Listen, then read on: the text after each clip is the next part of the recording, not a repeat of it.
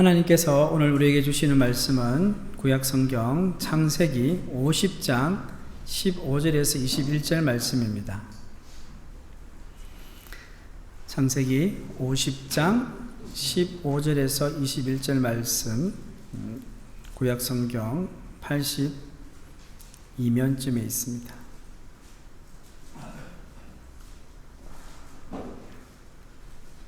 창세기 50장 15절에서 21절 말씀 교독하도록 하겠습니다. 요셉의 형제들이 그들의 아버지가 죽었음을 보고 말하되, 요셉이 혹시 우리를 미워하여 우리가 그에게 행한 모든 악을 다 갚지나 아니할까 하고,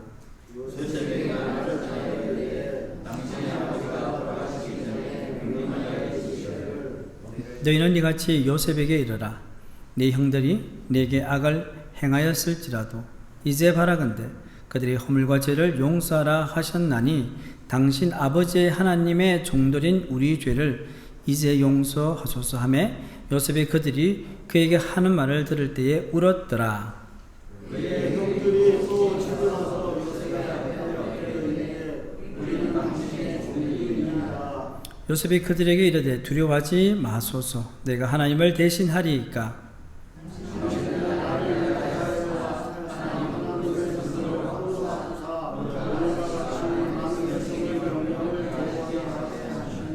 함께 읽겠습니다. 당신들은 두려워하지 마소서. 내가 당신들과 당신들의 자녀를 기르리이다 하고 그들을 강력한 말로 위로하였더라. 아멘.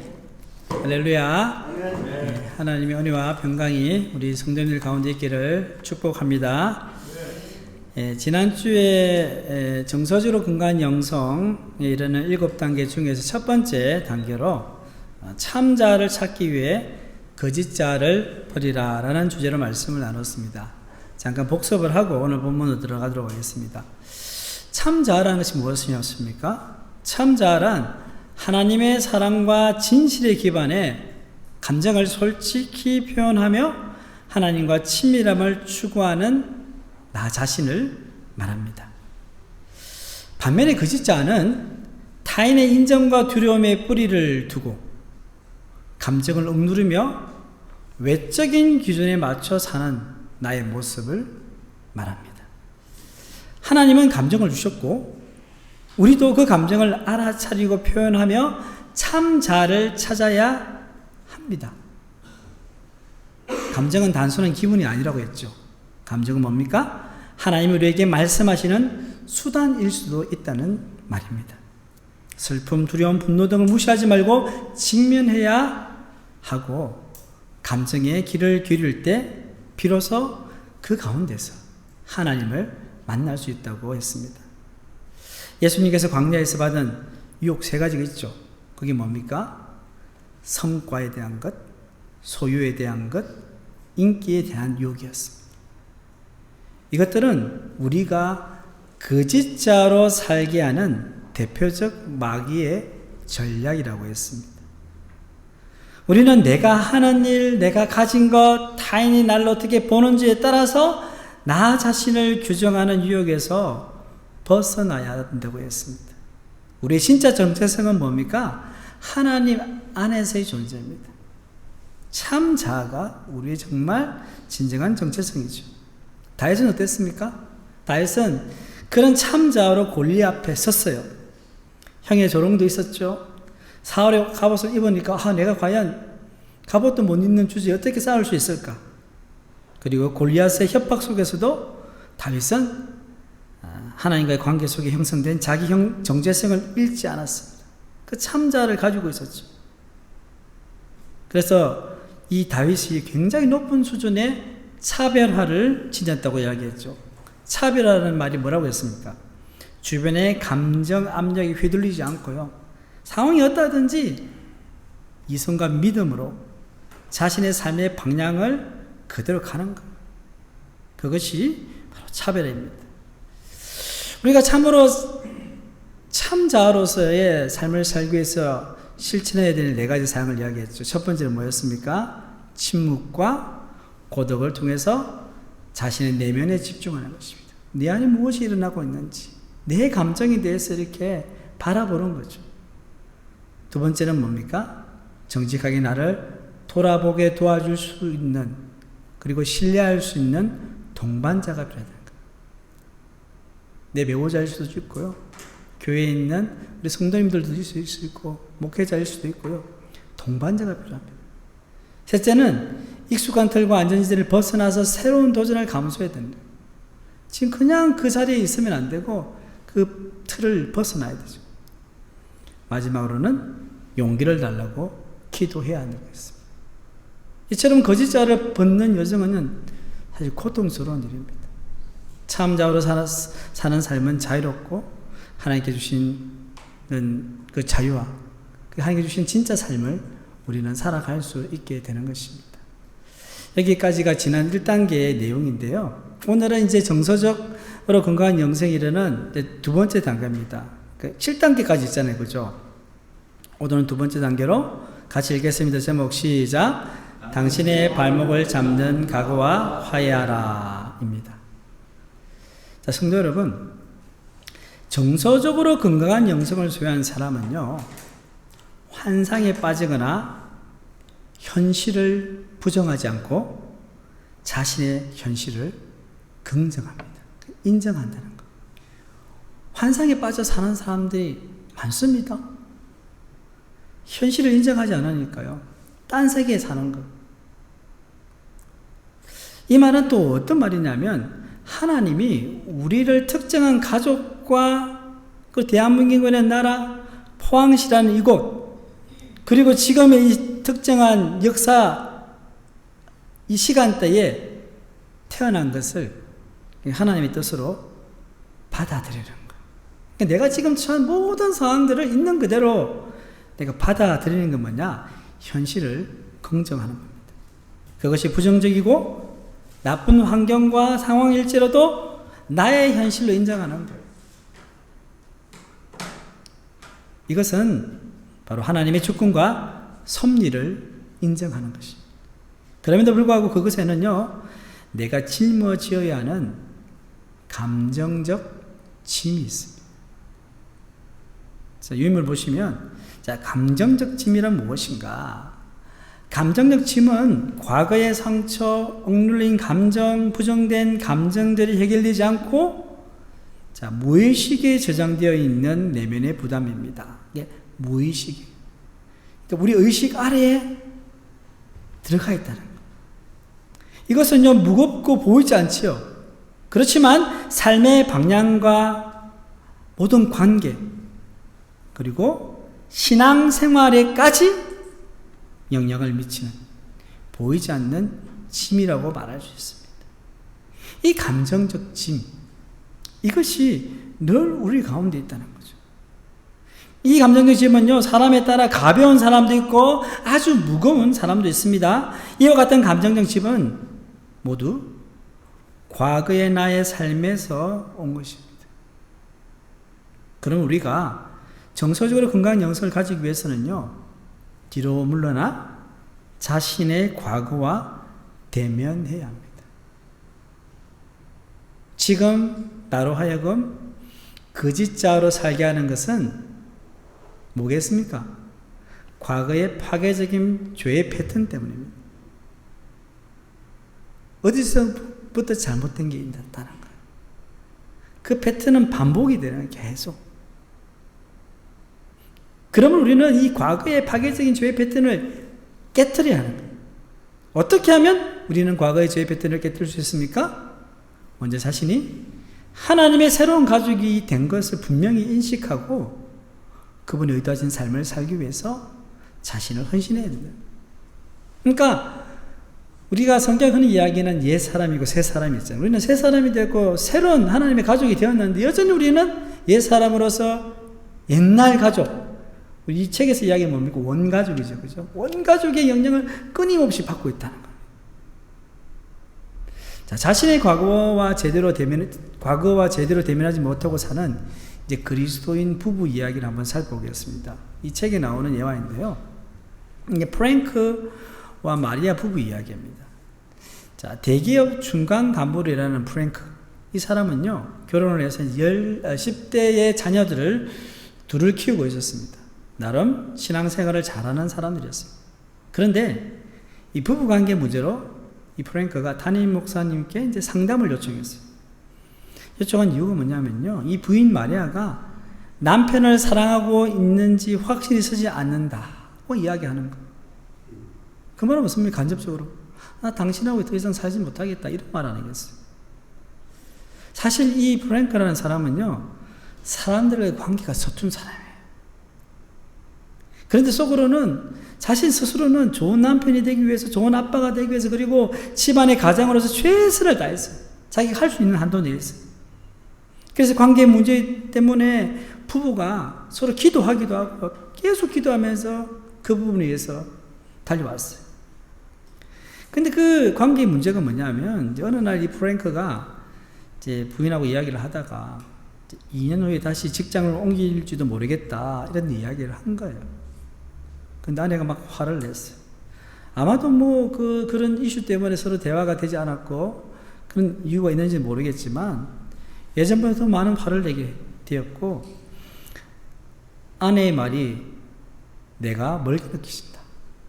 그리고 감정적 불구자 같다. 친근한 감정이 생기지 않는다. 이 말이 무슨 말입니까?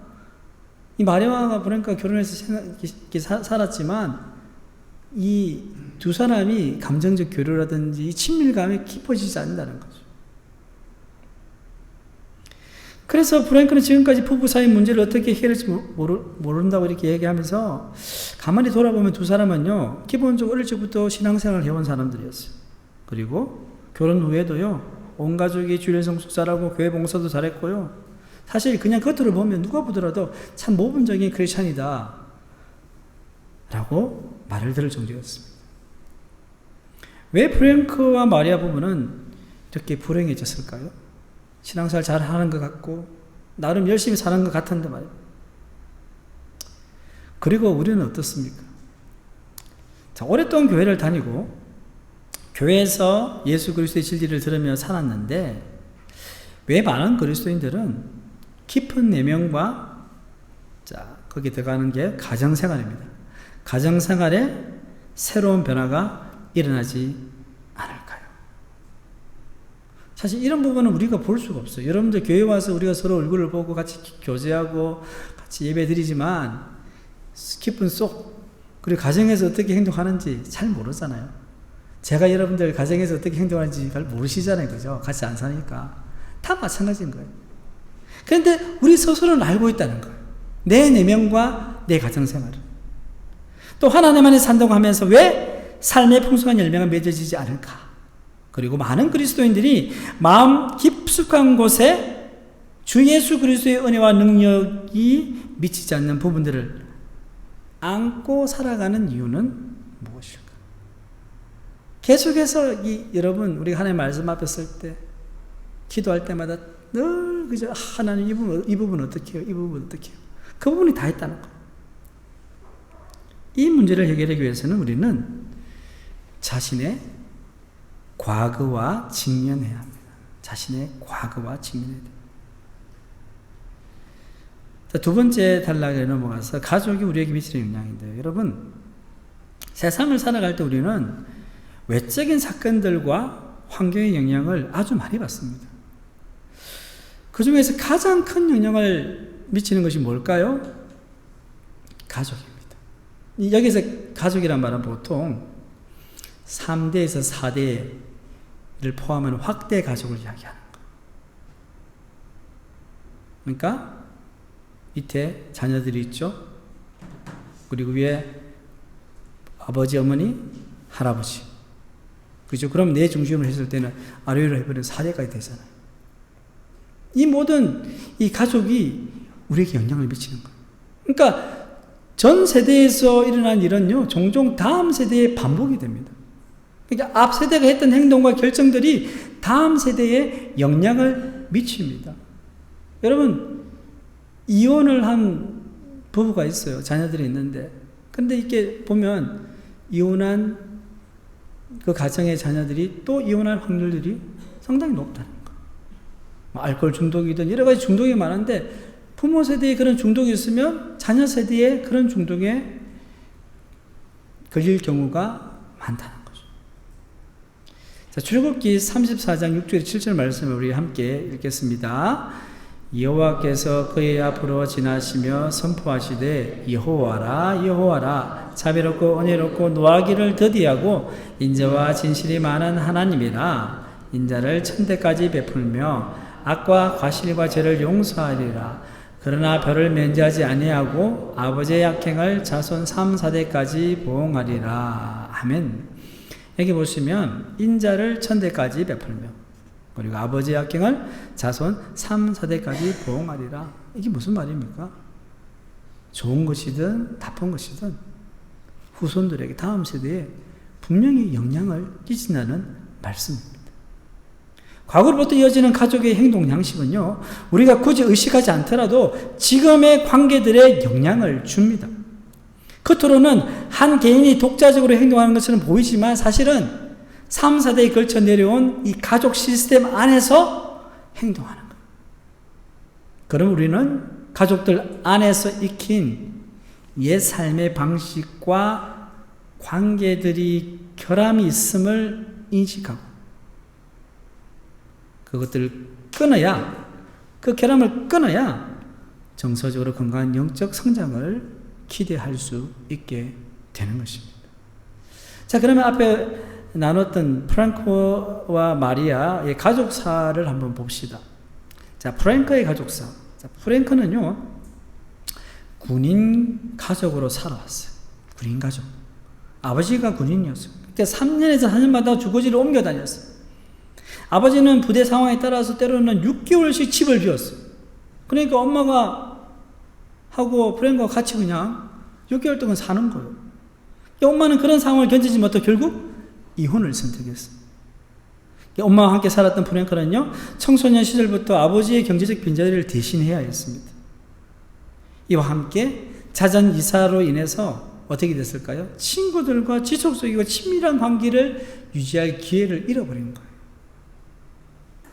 무엇보다도 이 아버지와 대화를 잘 못 나누는 거예요. 아이에게 별 관심이 없었던 것 같아요. 그러다 보니까 사람들과의 관계 형성을 잘 못하는 거예요. 마리아의 가족사는 어떨까요? 자, 어릴 적부터 경제 활동을 시작한 프랭크는요, 마리아 보기에는요, 굉장히 듬직하고 근면한 사람을 보였어요. 참 대단하다.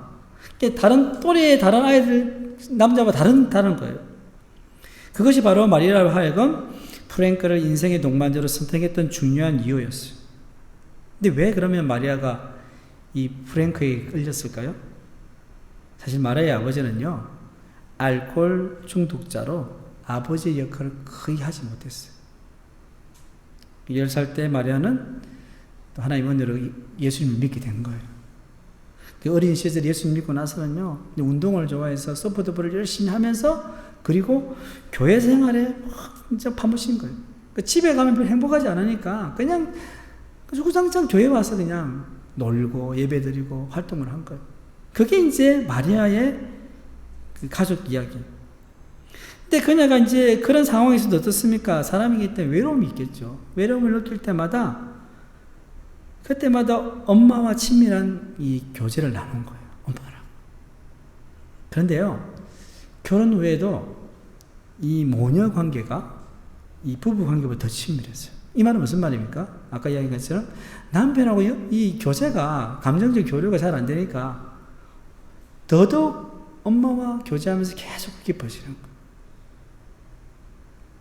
자, 여기서 우리는요, 프랭크와 마리아가 여전히 과거 가족 안에서 익힌 옛 삶의 방식과 답이 뭐냐면 관계를 끊지 못하고 있음을 보게 됩니다. 그러니까 과거에 자기가 받았던 상처, 아픔 그대로 결혼해서 그대로 가지고 가는 거예요. 그러니까 프랭크도 그 상처, 그 아픔들을 치유하지 못하다 보니까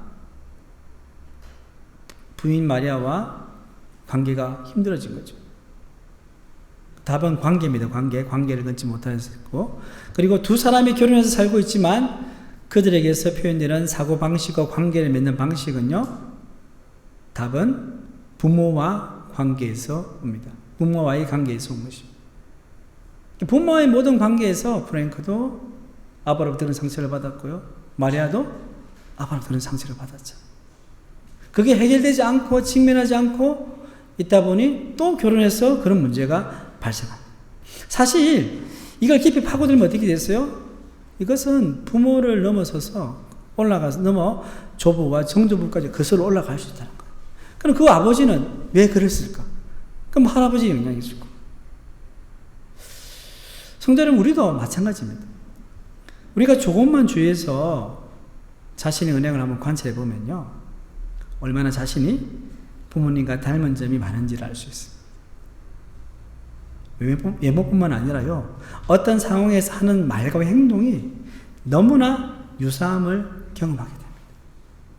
저도 가정에서 우리 아이들에게 딱 이야기를 하는데 어떤 상황이 됐는데 제가 예전에 아버지가 하던 말을 제가 하고 있는 거예요, 아이들한테.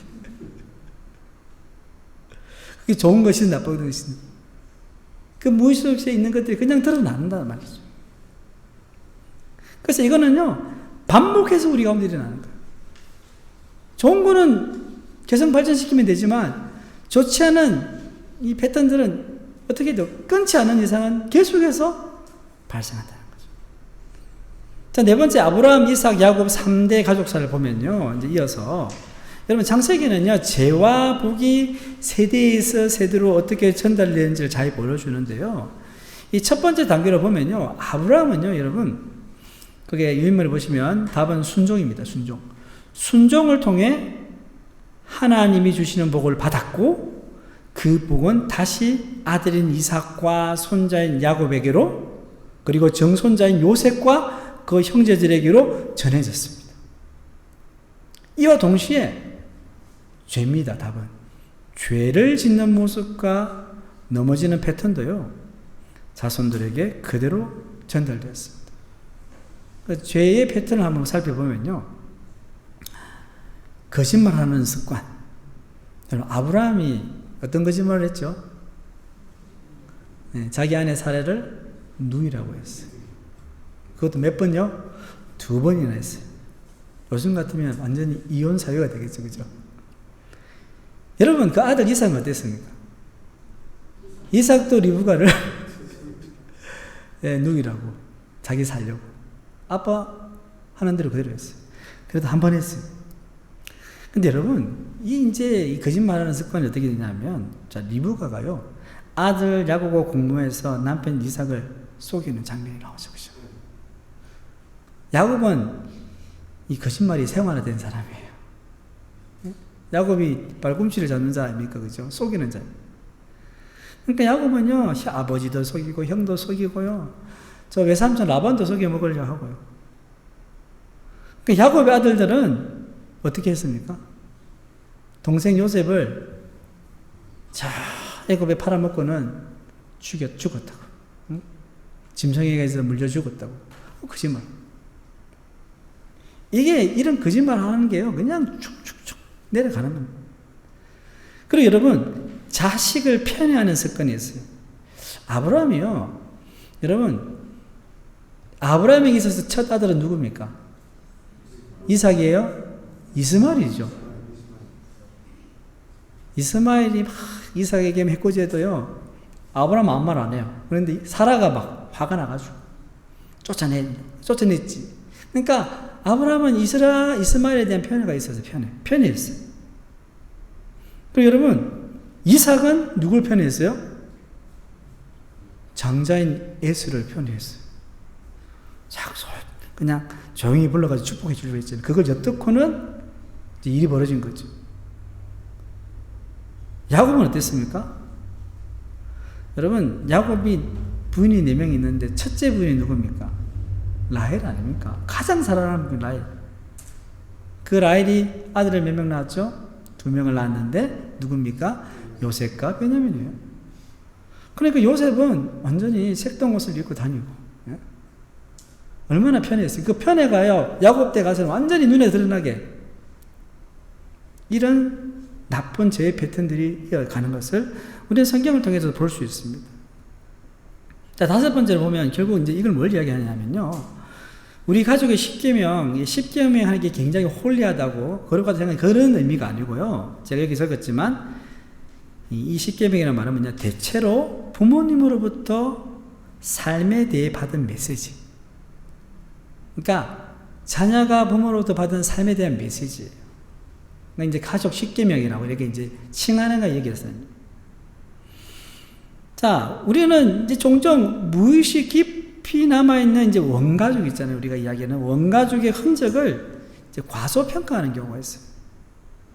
각 가족의 각 구성원들, 그리고 어린 시절 우리를 길러준 사람들은 우리의 행동과 가로 답은요, 사고방식이에요. 우리의 행동과 사고방식에 뚜렷한 흔적들을 남깁니다. 그런 행동의 패턴들은요, 가족의 계명이 되는 거예요. 그러니까 삶에 대해 받은 메시지, 이 삶에 대해 받은 메시지로부터 자정적으로 나오는 거예요. 그러니까 흔히 우리가 성경에서 10계명처럼 이거는 그냥 그 말씀을 그냥 지킬 수밖에 없는 거죠. 그러니까 부모로부터 받은 계명, 삶에 대한 메시지도 자연스럽게 우리는 누가 이렇게 해라 저렇게 말하지 않아도 그렇게 행동하는 게 그런 상황이 있습니다. 허락이 됩니다. 그 중에 어떤 것은요, 명시적으로 표현되기도 하지만 대개는 암묵적으로 지켜야 할 것들입니다. 이는 우리 생각과 그 가로의 답은 영어로 DNA예요. DNA. 우리의 생각과 DNA 속에 깊이 내장되어 있어서 하나님의 개입이나 성경적 제자도와는 상관없이 가장 가까운 관계에 그대로 적용되고 나타납니다. 하나님의 개입, 성경적 제자도 상관이 없다는 거예요. 이건 뭘 이야기합니까? 내가 받은 축적된, 자, 답은 메시지입니다. 내가 받은 축적된 메시지의 힘이 하나님의 말씀보다 더 강하게 작용한다는 의미입니다. 여러분들 어릴 적부터 부모로부터 받은 메시지가 있잖아요. 그게 내 무의식 속에 다 자리 잡고 있다는 거예요. 그러니까 어떤 상황이 발생하면 나도 모르게 그 말이 나오고 그 행동이 나온다는 거예요. 그게 뭐보다 강하다고요? 강하다고요? 하나님 말씀보다 강하다는 거예요. 그거는 우리의 삶 가운데서 일어나거든요. 예를 좀 들어보겠습니다. 가족의 10계명 삶에 대해 받은 메시지 예를 들어보면요. 이번에 보시면 여러분 갈등에 대해서 뭐라고 이야기하냐면 무슨 일이 있어도 갈등을 피하라. 그러니까 어떤 부모님은 이렇게 애들은 자꾸 이야기하는 거예요. 갈등하지 마라. 네가 참아라. 네 번째 보시면 슬픔과 상실에 대해서 슬퍼하는 것은 약하다는 증거다. 울고 하는 거 있잖아요. 예전에 뭐 남자는 태어나서 3번 울어야 된다 이야기하면서 슬퍼하고 눈물 흘리는 것에 대해서 이런 메시지를 주는 거예요. 그 7번에 보시면 관계, 사람들을 믿지 말라. 실망하게 된다.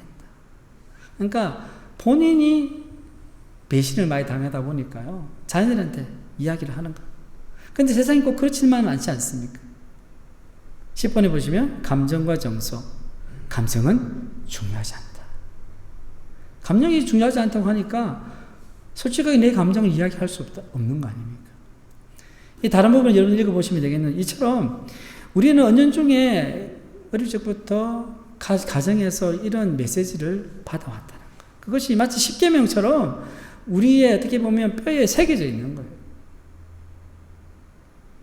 성도 여러분, 잠시 동안만 자신의 가족 안에 있는 이 계명들, 그러니까 내가 부모로부터 삶에 대해 받은 메시지를 한번 생각해 보세요. 내 부모님은, 내 아버지는, 어머니는 나에게 어떤 말을 자주 했는가? 그 메시지들은요, 현재 우리와의 관계를 맺는 이 모든 사람들에게 영향을 미쳐왔어요. 우리가 지나온 역사, 현재 삶을 특징 짓는 아주 중요한 요소들이 되어버렸어요. 만약 현재의 삶에 미치는 과거의 영향을 무시하고 넘긴다면 우리는 그 대가를 똑똑히 치러야 합니다. 그러면 우리는, 자, 그 유인물 보시면 현재의 삶에 미치는 과거의 영향을 인식하고 답은 원가족입니다. 원가족으로부터 독립해야 됩니다. 이 말은 과거의 나쁜 습관, 죄의 패턴들을 끊어버려야 된다는 거예요. 독립하는 거예요. 끊어버려야 돼요. 왜냐하면 우리는 그리스도의 제자가 되기로 결심했지만 무의식에서는 여전히 원가족을 통해 내면화된 계명들과 규칙을 따르고 있기 때문입니다. 그러니까 우리가 정말 싸워야 할 부분이 바로 이 부분이라는 거예요.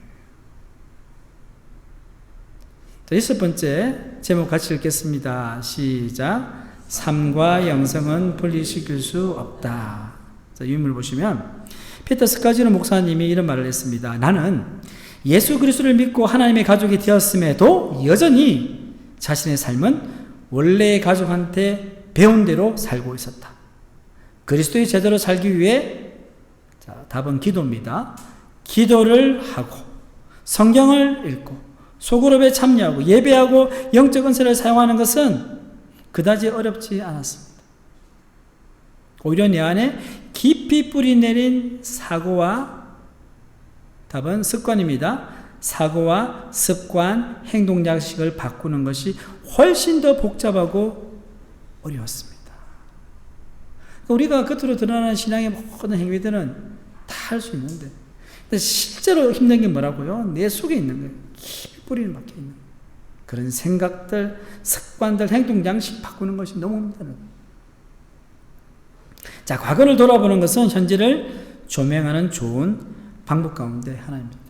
하지만 실수와 실패가 없는 완벽한 과거란 존재하지 않기 때문에 과거를 돌아보는 것은 고통스러운 일입니다. 여러분, 과거 흑역사 많잖아요, 우리가. 좋은 일을 이렇게 생각하지만 안 좋은 일은요, 생각하기 싫잖아요. 그런데 어떻게 해요? 고통스럽지만 그것을 돌아봐야 된다. 근데 많은 사람들은요, 과거를 직시하지 않으려고 합니다. 그러다 보니까 어떻게 됩니까? 이 삶과 영성이 하나로 통합되지 않고요, 분리되는 거예요. 우리 정서 따로, 우리 영성 따로 놀고, 그 두 가지 얼굴을 가지고 살아가는 거예요. 어떨 때는 참 자였다가, 어떨 때는 거짓 자였다가, 왔다 갔다 하는 겁니다. 자, 7번입니다. 타이틀 읽겠습니다. 시작. 현재는 과거를 보는 창이다. 자, 유인물 보시면, 상처와 고통 없는 가족은 없습니다. 깔끔한 가계도도 없습니다. 가계도 있잖아요.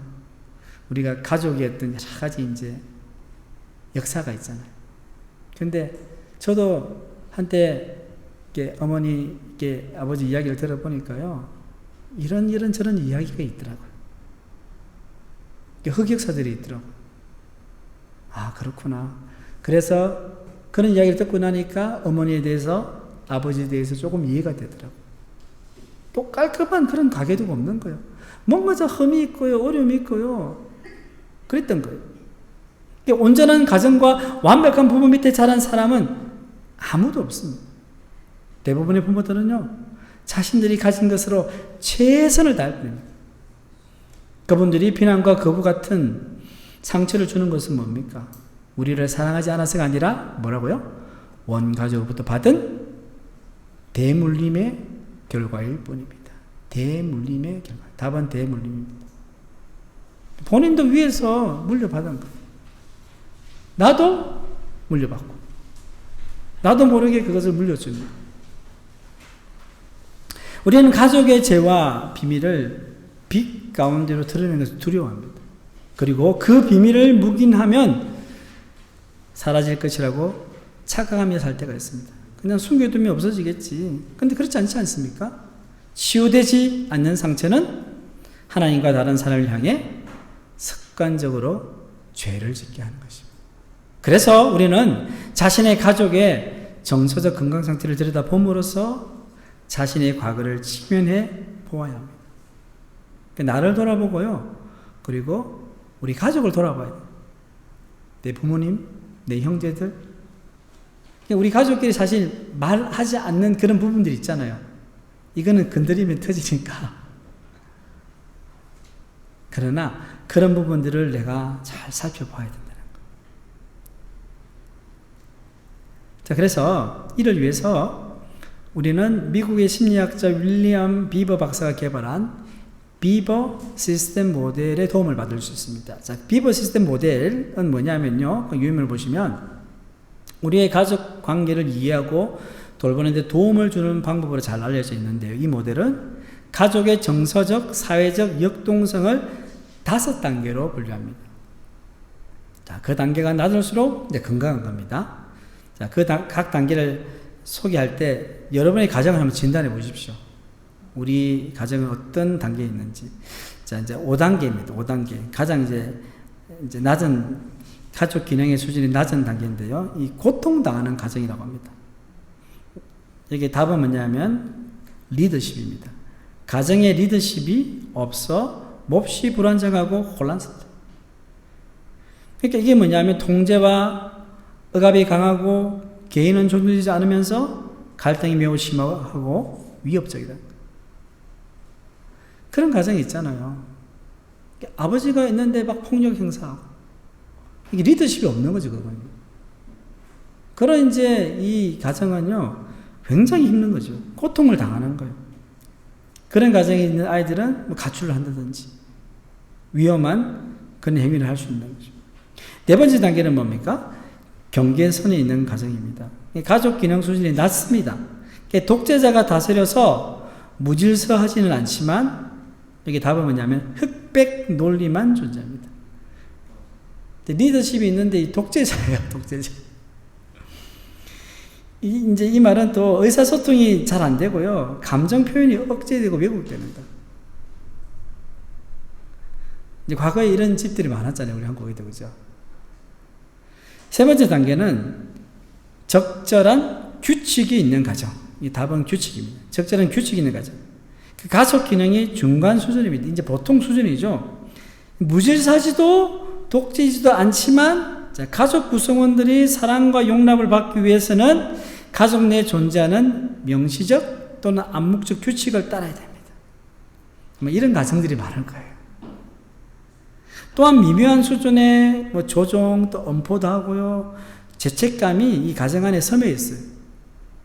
즉 극복에는 괜찮지만 깊은 정서적 연결이 부족하고 방어적이고 피상적인 관계를 이루는 거예요. 가족 간의 관계가 같이 먹고 자고 이렇게 하는데 뭔가 좀 이게 가족 관계가 깊지 않은 아쉬움.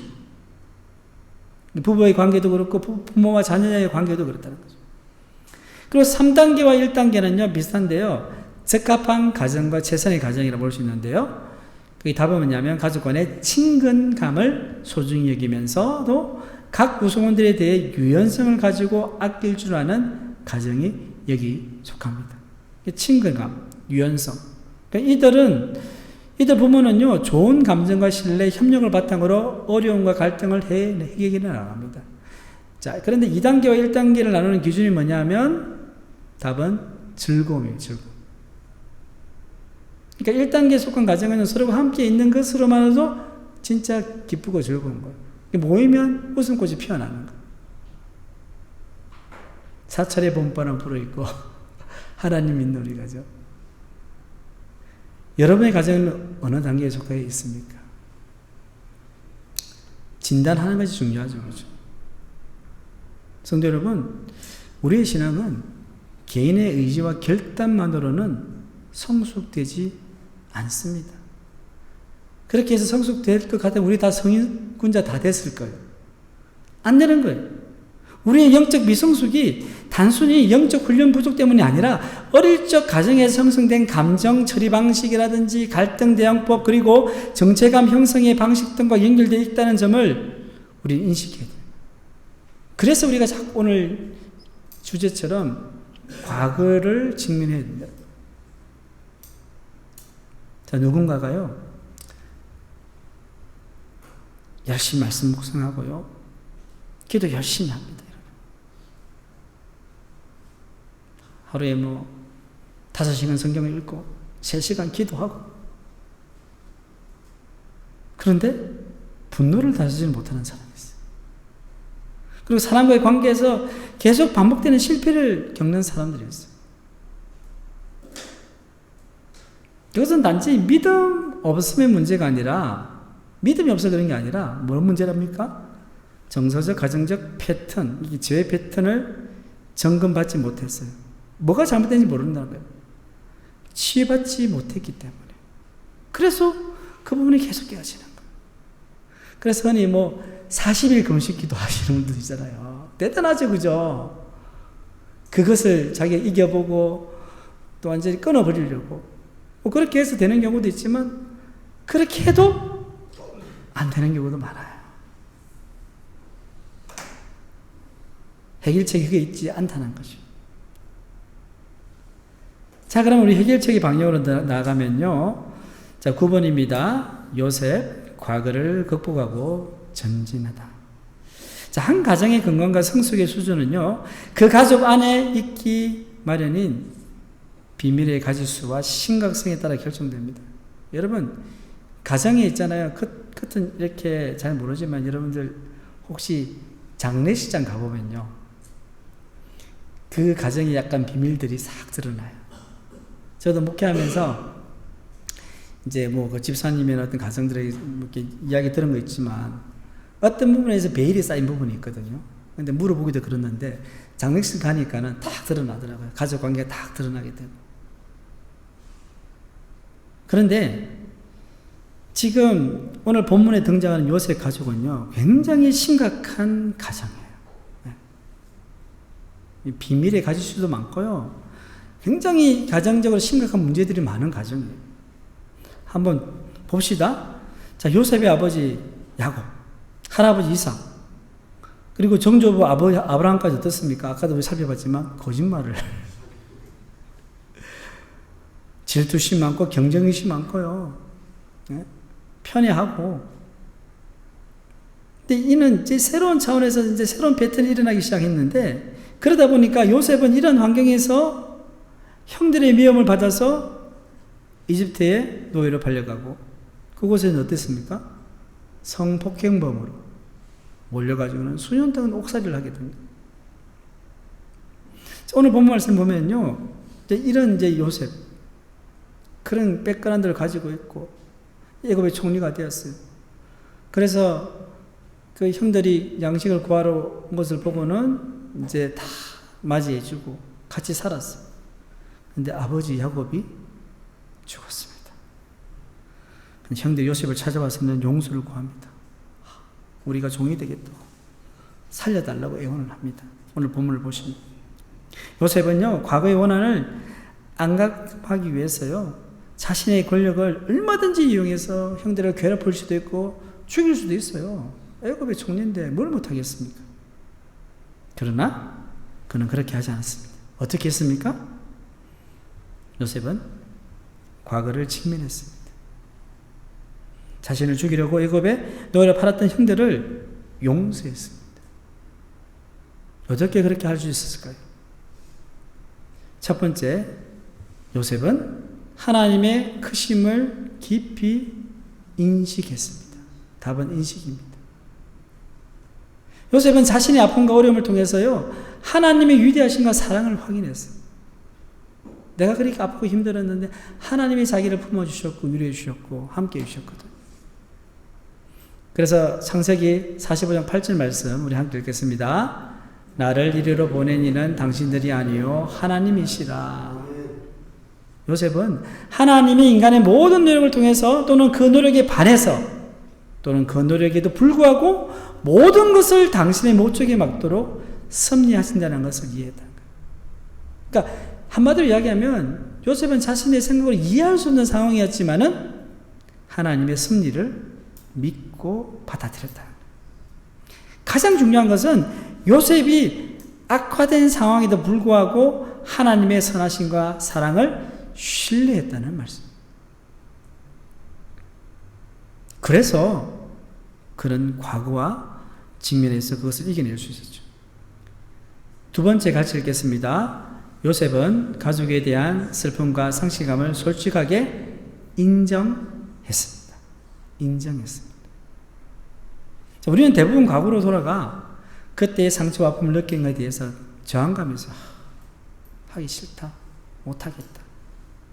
그러나 요셉은요, 형들을 만났을 때 애굽 사람들이 다 들릴 정도로 통곡하며 울었어요. 그걸 직면했기 때문에 그런 거예요, 여러분. 직면 안 했으면요, 울지 않죠. 창세기 45장 2절 말씀 읽겠습니다. 요셉이 큰 소리로 우니 애굽 사람들에게 들림에 바로의 궁중에 들리더라. 아멘. 자, 요셉은 고통스러운 시간들을 축소시키거나 합리하지 않았습니다. 어찌 보면 자신의 고통과 슬픔을 정직하게 다 수용했기 때문에 자신을 배반한 형제들을 진정으로 용서하고 축복할 수 있었습니다.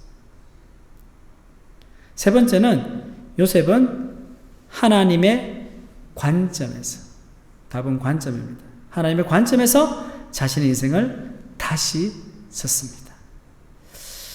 우리 가족이 내뱉었던 말이나요, 과거에 겪었던 이 정신적 외상들, 트라우마를 하죠. 트라우마는요, 우리 삶에 무의식적이고 또 직접적인 흔적을 남깁니다.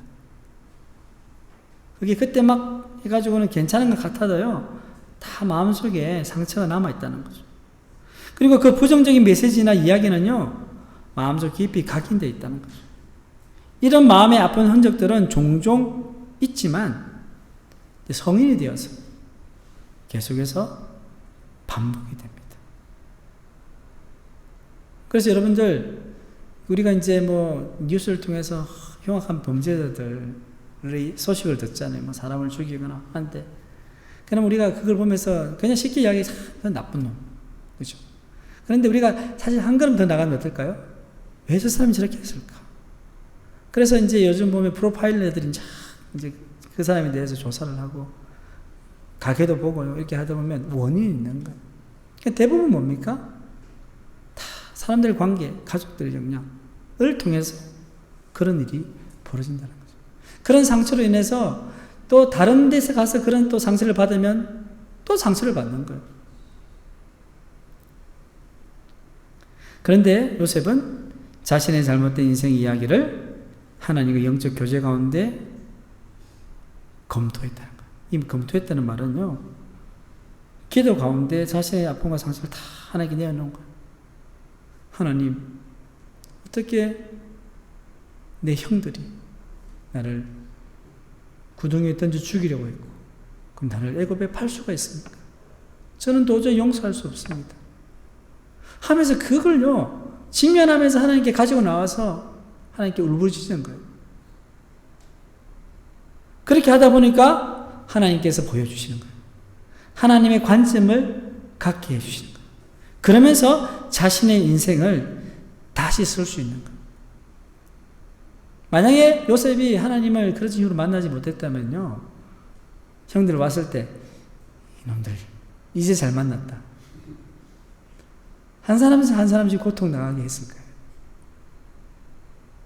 자, 본문 19절에서 20절 말씀을 함께 읽겠습니다.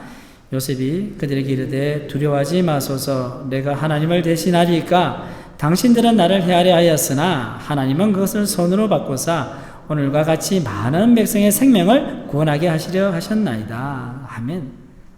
어떻게 이런 말을 할 수 있을까 이거죠. 네. 하나님께서 요셉의 관점을 바꿔주시니까요, 이런 놀라운 신앙의 고백을 할 수 있게 된 것입니다. 마지막입니다. 요셉은 축복의 통로가 되었습니다. 본문 21절 말씀 함께 읽겠습니다. 당신들은 두려워하지 마소서, 내가 당신들과 당신들의 자녀를 기르리이다 하고 그들을 강력한 말로 위로하였더라. 아멘. 요셉은 자신의 형들에게 보복할 수 있었지만 하나님의 편에서 축복을 선택했습니다. 여러분, 신앙생활은요, 선택의 연속입니다. 요셉은 오랜 세월 동안 하나님과의 관계에서 은밀한 발자취를 간직해 왔습니다. 하나님과 동행한 삶을 살았단 말이에요. 그래서 결정적인 순간이 왔을 때 바른 선택을 할 수 있다는 거예요. 사실 우리의 마음은요, 요셉이 완전히 그 상처와 아픔을 다 잊어버렸겠어요? 아니죠. 그 마음이 있지만 자기가 선택한 거예요. 형제들을 축복하기로 자기는 선택을 한 거예요. 그거 왜 그렇습니까? 하나님의 동행 가운데, 그래서 요셉이 그 창세기 말씀 보시면요, 여호와께서 요셉과 함께 하셨다라는 말씀이죠. 그 말은 무슨 말입니까? 요셉도 그 여호와와 함께 하셨다는 말씀이죠. 이제 말씀을 마무리하겠습니다. 그 10번에 보시면 홀로 그러나 함께입니다. 성도 여러분, 과거를 극복하고 전진하려면요, 교회 공동체 안에서 뭔가를 해야 됩니다. 여러분, 성숙한 친구들, 또 멘토, 영적 지도자, 상담사, 치료사 등의 도움이 필요합니다. 혼자 안 됩니다. 공동체가 필요하다는 거예요. 진짜 심각하게 마음에 상처가 있는 분들이 있잖아요. 그죠? 그런 사람들 진짜 정신적인 문제가 동반되거든요. 제가 전 교회에서도 정말로 힘든 분이 있었어요. 그냥 목회자들을 돌아가면서 괴롭히시는 분이 있었어요. 그분은 사실 치료가 필요한 거예요. 목회적인 돌보 상담하고 이게 아니라 저도 몇 번 만나서 이야기해 봤는데요. 안 돼요. 계속 반복되는 거예요. 패턴이. 그래서 권면을 해도 본인은 인정을 하지 않아요. 나는 아무 문제가 없다. 내가 왜 병원에 가야 되냐. 그런데 다들 그분하고 이게 대화를 해보면 병원에 가셔야 되거든. 전문 치료사 상담가 만나야 되는데 그걸 거부하더라고요. 그래서 우리는요, 그걸 하기 위해서 오늘 말씀 보시면, 그 유물 보시면, 우리는 목장문과 같은 곳에서 답은 신뢰할 수 있는 사람들에게 자신의 삶을 나눌 수 있습니다. 굉장히 심각한 경우는 전문 상담가가 필요하고요. 보통 일반적인 경우는요, 우리가 이 목장 모임이나 믿음의 사람들이 있잖아요. 함께 대화를 하면서요, 때로는 그 아픔들을 이렇게 나눌 때, 여러분 눈물을 흘리며 나눌 때, 그 가운데서 우리가 드러낼 때 어떻게 됩니까? 노출할 때 드러나면 하나님께서 만져주시고 치유해주시고 회복시켜주시는 거예요. 근데 우리가 감추고 있으면 하나님도 어찌 할 수가 없는 거예요. 하나님이 인격적이신 분이기 때문에 이리 와봐. 마음을 확 열어가지고는 이거 잘못해 끄집어내. 이게 아니에요. 내가 스스로 내 아픔과 상처를 주님께 드러낼 때 그제서야 주님의 그 빛이 들어와서 우리를 치유해 주시고 회복시켜 주시는 겁니다. 그래서 우리가 함께 그런 걸 나눌 때요, 비밀 유지를 잘해야 돼요. 들었으면 다른 사람이 이야기하지 않고 위에서 기도해 주는 거예요. 그래야지 목장 모임도 잘 되는 거예요. 우리 목장 안에 있었던 많은 이야기들이 있지만, 좋은 이야기가 그죠? 할 수 있지만, 그렇지 않는 이야기들은 다 품고, 제가 죽을 때까지 가슴에 묻고 가겠습니다. 그런 마음으로 모임에 참여하는 것입니다. 성도 여러분, 우리는 상처 입은 치유자입니다. 그리고 상처 입은 치유자가 되어야 합니다. 자신이 상처 입었다는 사실을 인정하고 나눌 때, 그리고 공동체 안에서 말씀과 기도로 품을 때 치유와 회복의 역사가 일어나며 거짓 자아를 버리고 참된 자아를 찾게 되는 것입니다. 이와 같은 은혜가 오늘 이 자리에 계신 모든 성도들 가운데 있기를 주님의 이름으로 축원합니다. 하나님 아버지, 오늘 말씀을 통해 우리의 삶을 짓누르는 과거의 그림자와 감정의 짐을 정직하게 마주하게 하시니 감사합니다. 요셉이 형제들의 배신과 깊은 고통을 겪었음에도 하나님의 관점으로 그 모든 일을 해석하고 용서했듯이 우리도 과거의 상처와 대물림된 죄의 패턴들을 주님 앞에 내어놓고 새롭게 살아가기를 간절히 소원합니다. 우리를 묶고 있는 감정의 짐들 이제 주님의 빛 가운데 드러내게 하셔서 더 이상 과거의 피해자가 아닌 하나님의 회복된 자녀로 살아가게 도와주시옵소서. 이 모든 말씀 우리 주 예수님의 이름으로 기도드립니다. 아멘.